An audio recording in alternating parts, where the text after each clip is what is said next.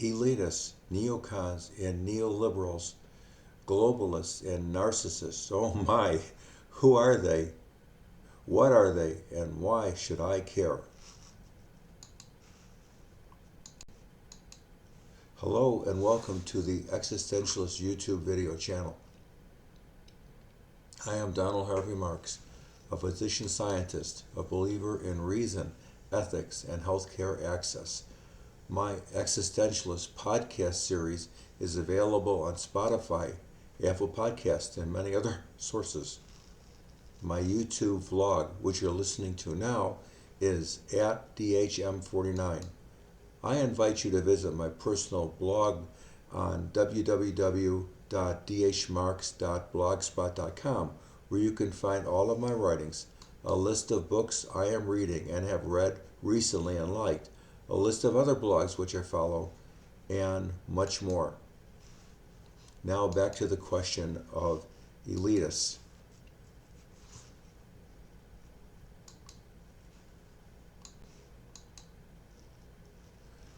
Elitists, neoconservatives, neoliberals, and globalists are all political ideologies that hold distinct beliefs and values. Knowing the differences is essential to starting a thoughtful discussion.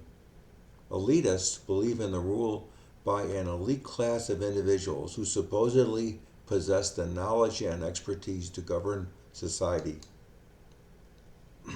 Elitists tend to favor a small, powerful government that is controlled by a small group of educated and wealthy individuals. Elitists often see themselves as the only ones capable of making the necessary decisions to run societies effectively. We all may think we know what an elitist is, or that we can recognize or just somehow know or feel who an elitist is. To be sure, elitism is the belief or notion that some select group of people have an intrinsic special quality, a high intellect or higher intellect, wealth, power, notability, special skills, or experience. These so-called elites are considered by some to be more likely to be constructive to society as a whole, and therefore deserve influence or authority greater than that of others. The term elitism may be used to describe a situation in which power is concentrated in the hands of a limited number of people. The elites. Sounds familiar? Beliefs that are in opposition to, contrary to, or in contrast with elitism include egalitarianism, anti-intellectualism, populism, and the popular political theory of pluralism. Following is my ever-growing list of specific elites and groups perceived to be elites. For a complete viewing of my list, please go to my blog site, www.dhmarks.blogspot.com, and you can find my ever-growing and changing list there.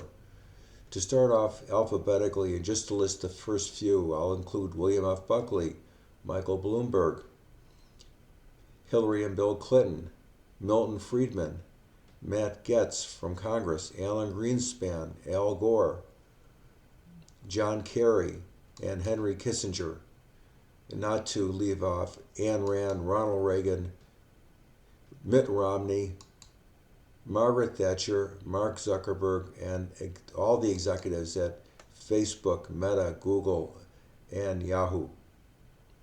Also included are a fair list of celebrities and entrepreneurs. General elitists include any member of the Adam Smith Institute, the corporate elites, the oligarchs, the academic elites, medical opinion leaders, most members of Congress and the Supremes, all royalty, monarchs, and oligarchs, most members of organized religion, upper levels, including Joel Osteen, many A-level entertainers, all attendees of Met Galas. Let me know if I missed someone and you think should be on my list of elitists, or if you disagree. Inside my group of overall undesirables, in addition to the elitists, I add the group the Neocons. those titular conservatives who nevertheless believe in foreign intervention. Neoconservatives typically advocate the promotion of democracy and interventionism in international affairs. They are foreign policy hawks, including peace through strength, USA involvement in proxy wars, and are known for espousing disdain for communism and left political radicalism. In their actual policies, neoliberals focus on privatization of state enterprises, liberalization of trade, massive tax cuts, reduction of social services and welfare, anti-union drives, and generally the downsizing of government at all levels. The negative outcome of these destructive policies are evident. Neoconservatives, the neocons, are a political ideology that emerged in the United States in the 1970s. They are characterized by their support for strong national defense, interventionist foreign policies, and a commitment to America and American exceptionalism. Neoconservatives tend to be more hawkish on foreign policy and often advocate for increased military spending and intervention. I included a handy diagram of neocons from the Washington Post on my article, which you'll find on my blog spot. Prominent neocons include Elliott Abrams, Michael Bloomberg, Paul Bremer, James M. Buchanan, Robert O'Brien, Liz Cheney and Dick Cheney, Elliot Cohn, Michael Duberwitz, Eric Edelman, Milton Friedman, Alan Greenspan, Senator Lindsey Graham,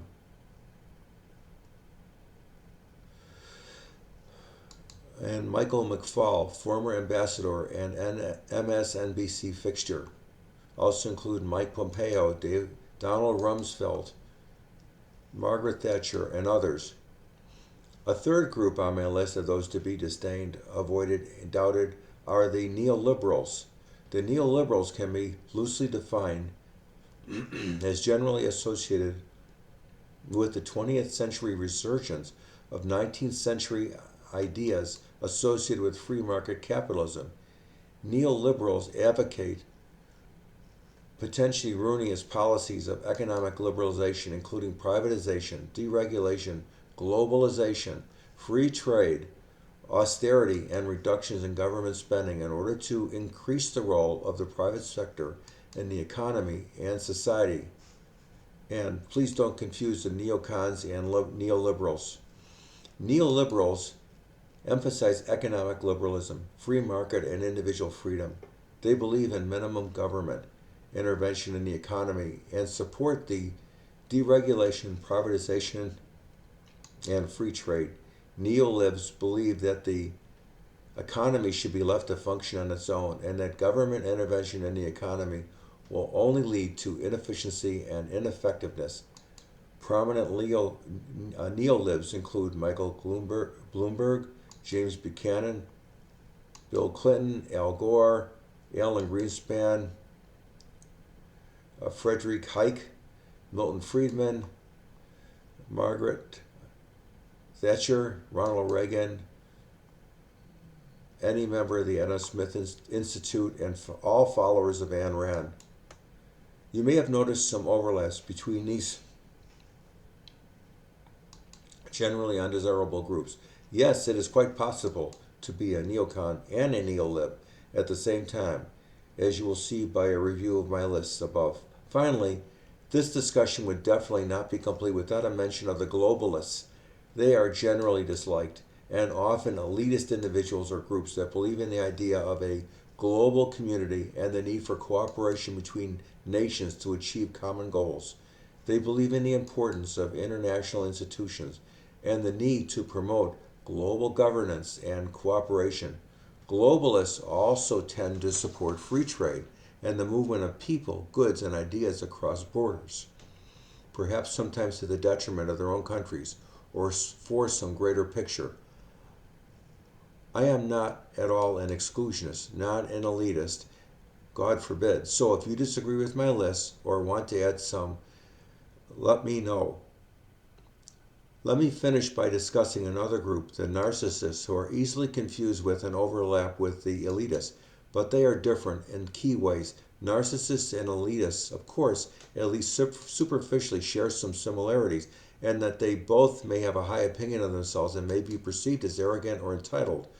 Narcissism is officially recognized as a personality disorder, a mental health condition in which people have an unreasonably high sense of their own importance. They need and seek too much attention and want people to admire them.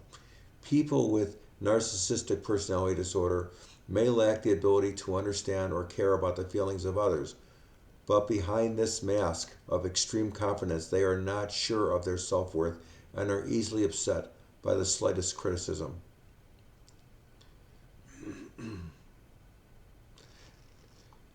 Elitists, on the other hand, believe that they are part of an elite group that is superior to others. They may hold exclusive beliefs or values and have a sense of entitlement based on their perceived status or accomplishments.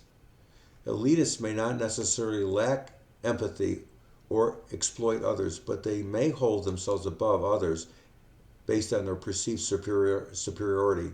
Overall, while both narcissists and elitists may have a sense of superiority, I have found that narcissists tend to be more focused on themselves and their own needs, while elitists I have known seem to be more focused on the group they identify with or belong to.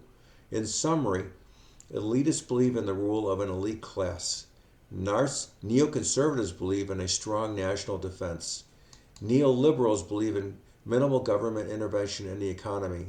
And globalists believe in the need for cooperation between nations to achieve a common goal, which is arguably a reasonable view, but they fail, in my opinion, by tending to favor a more generalized approach to mankind and its problems, rather than a nation-specific viewpoint, thereby creating the possibility of weakening their home base.